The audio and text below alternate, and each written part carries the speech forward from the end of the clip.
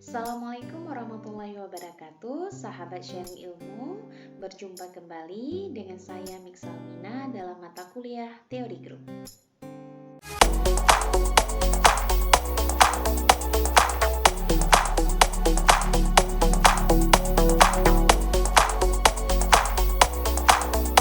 Hari ini, capaian pembelajaran mata kuliah adalah Anda mampu menjelaskan definisi dari subgrup serta membuktikannya. Adapun sub CPMK yang kedua, Anda mampu menjelaskan definisi subgrup dan menggunakan sifat-sifat subgrup dalam menyelesaikan masalah matematika. Dan indikator untuk pertemuan hari ini, Anda mampu menjelaskan definisi dari subgrup, dan yang kedua adalah menentukan apakah sebuah himpunan merupakan subgrup atau bukan. Dia itu bagian dari sebuah grup, dan ini kita sudah membahasnya, kita sudah tahu apa itu sifat-sifat dari grup, dan ini kita akan juga melihat apa itu subgrup dan sifat-sifat dari subgrup.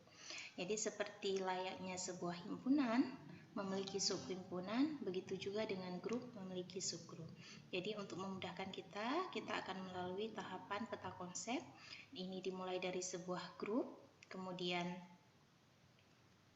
subgrup. Nah, subgrup di sini ilustrasinya seperti yang ditunjukkan pada gambar, di mana di sini ada sebuah lingkaran besar, itulah G. G itu adalah grup.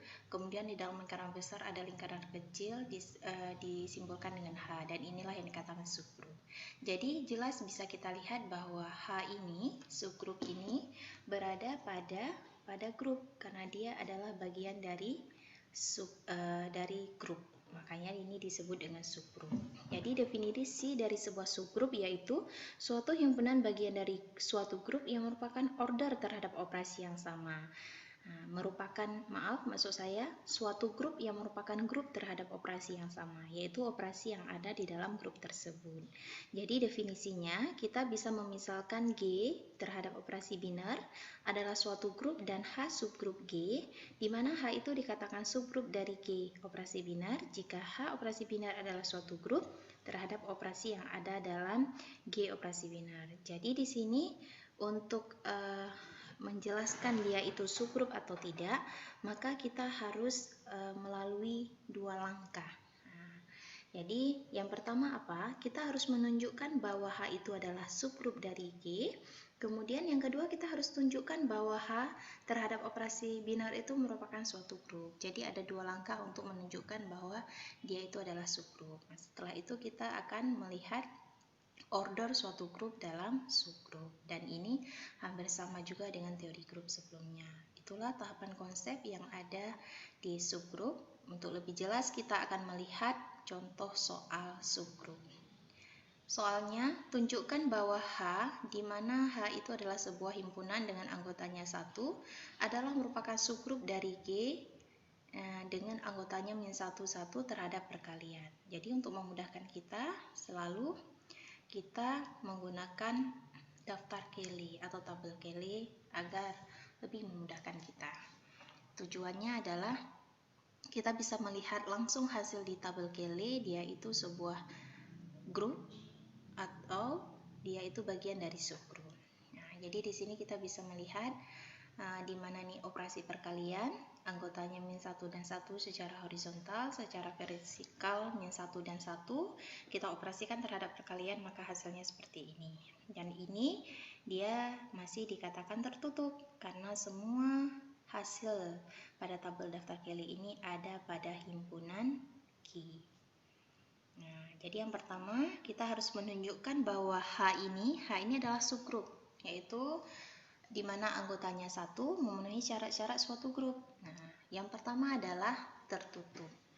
Kita andaikan bahwa satu anggota H dan 1 sama dengan 1, sehingga dia tertutup karena 1 itu ada pada anggota H. Yang kedua, dia itu asosiatif.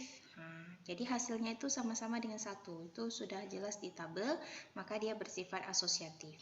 Yang ketiga, dia memiliki unsur identitas. Di tabel kita bisa melihat ada hasilnya 1 dan 1 itu adalah unsur identitas pada perkalian, maka G ada unsur identitas. Yang terakhir adalah unsur inverse. Nah, jadi ketika kita tahu bahwa unsur identitas perkalian adalah 1, yang menghasilkan 1 ternyata inverse dari 1 adalah 1, sehingga G memiliki unsur inverse.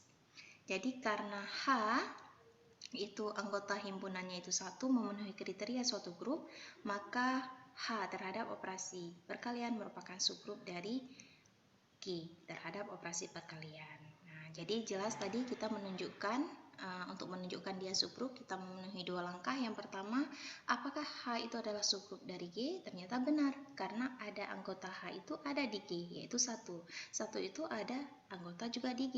Nah, itu yang terpenuhi, sudah terpenuhi yang pertama. Yang kedua, kita harus menunjukkan bahwa H itu memiliki sifat-sifat grup dan dia dikatakan grup. Sehingga yang kedua ini sampai poin keempat, ternyata dia memiliki sifat-sifat grup. Sehingga dia bisa dikatakan subgrup dari G terhadap operasi perkalian. Demikian penjelasan saya tentang contoh soal subgrup. Untuk lebih jelasnya Anda bisa melihat kembali beberapa contoh yang ada di buku struktur aljabar. Terima kasih. Assalamualaikum warahmatullahi wabarakatuh.